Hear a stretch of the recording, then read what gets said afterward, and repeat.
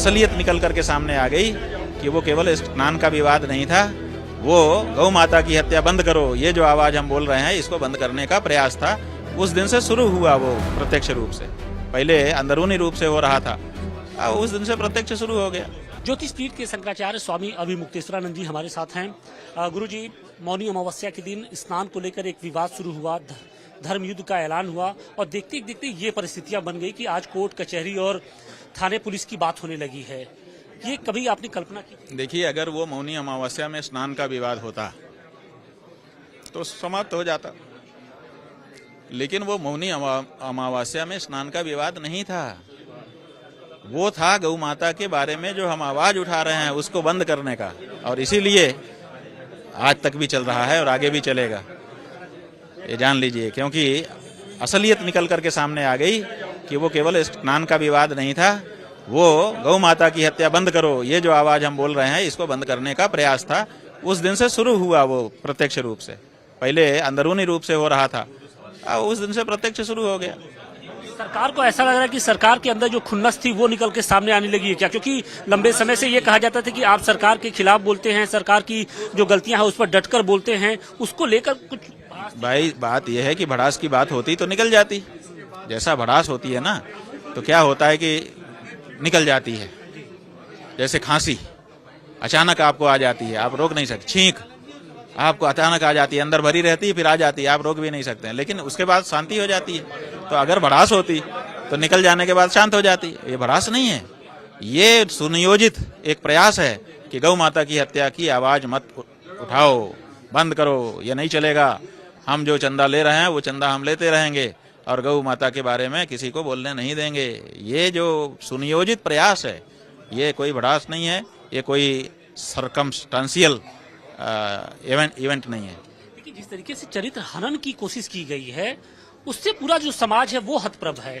बात यह है कि हमारे पास है ही क्या, जिसके पास जो होता है वही मारा जाता है। अगर हमारे पास बच्चे होते तो बच्चे किडनैप किए जाते, पत्नी होती तो उस पर अटैक किया जाता, संपत्ति होती तो उसकी नोटिस दी जाती।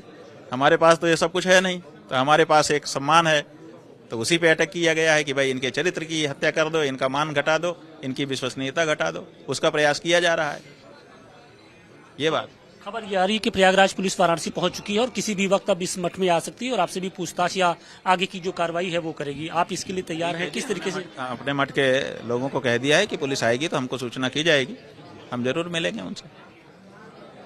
गिरफ्तारी की भी बातें कही जा रही है, हम उनसे पूछेंगे कि भाई जरूरत क्या है गिरफ्तारी की, क्योंकि गिरफ्तारी जिन कारणों से होती है, एक तो ये होता है कि जो एविडेंस है उनको संरक्षण कर लिया जाए, तो एविडेंस तो अब हो नहीं सकते क्योंकि माघ मेला ही उखड़ गया है।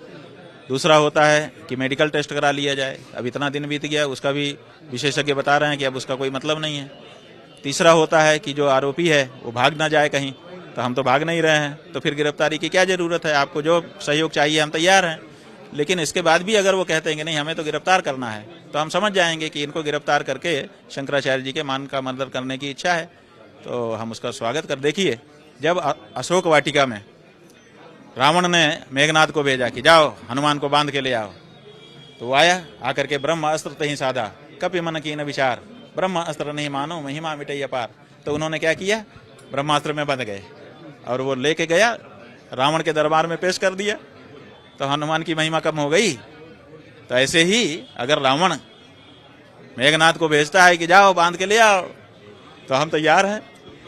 सरकार पर भरोसा है, सरकार की पुलिस पर भरोसा है, यूपी सरकार की पुलिस पर भरोसा है कि जितने लोग हैं सब कह रहे हैं कि यूपी की सरकार क्या आपके बारे में करेगी, उसकी पुलिस बिल्कुल भरोसेमंद नहीं है, वो कुछ भी आपके विरुद्ध ही लिखने वाली है, क्योंकि जब ऊपर के मुखिया का संकेत मिल जाता है तो पुलिस कुछ अपना विवेक नहीं रख सकती है। तो ऐसी स्थिति में लोग ये मांग कर रहे हैं कि जो भी जांच हो वो ऐसे किसी प्रदेश से होनी चाहिए जहां बीजेपी का शासन ना हो।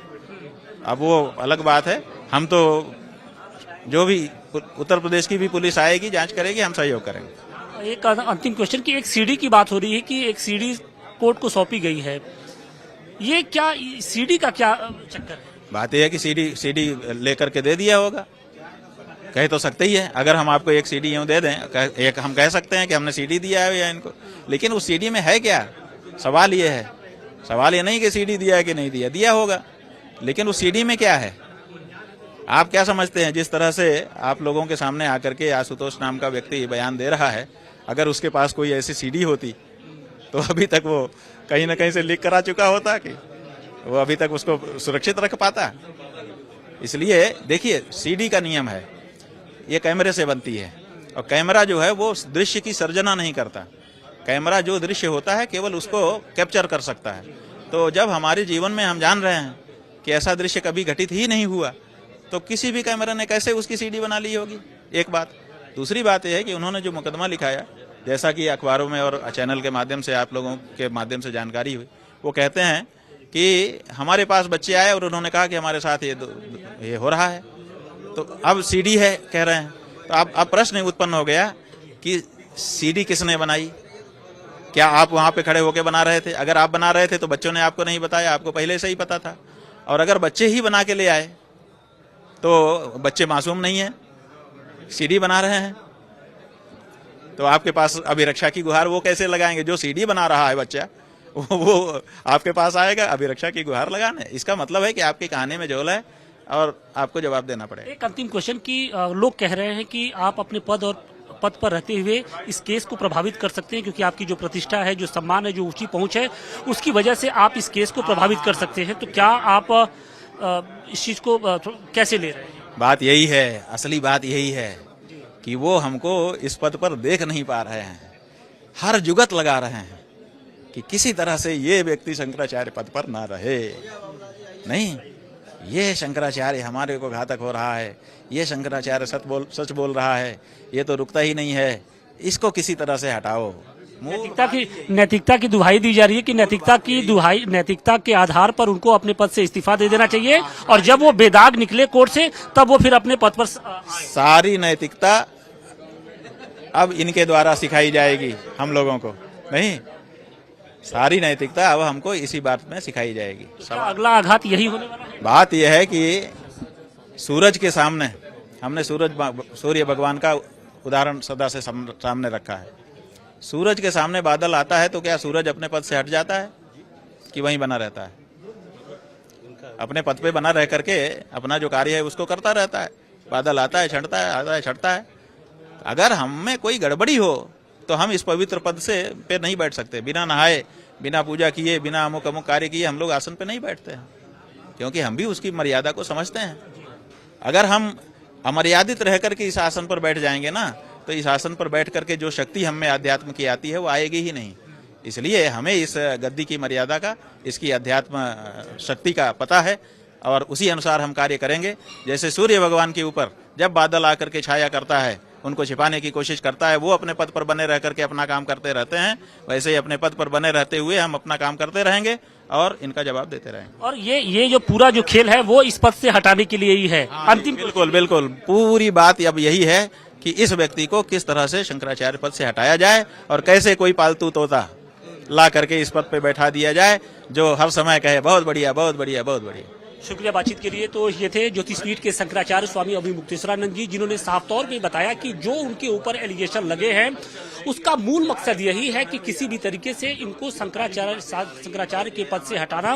नैतिकता की दुहाई दी जा रही है, लेकिन वो जानते हैं कि वो बेदाग हैं, इस वजह से वो अपने पद पे बने रहेंगे और कानूनी जो भी दांवपेच होगा, चाहे कानूनी जो लड़ाई होगी, उसको पूरी ताकत के साथ लड़ेंगे। For more of such videos do like, share and subscribe to ET Now Swadesh।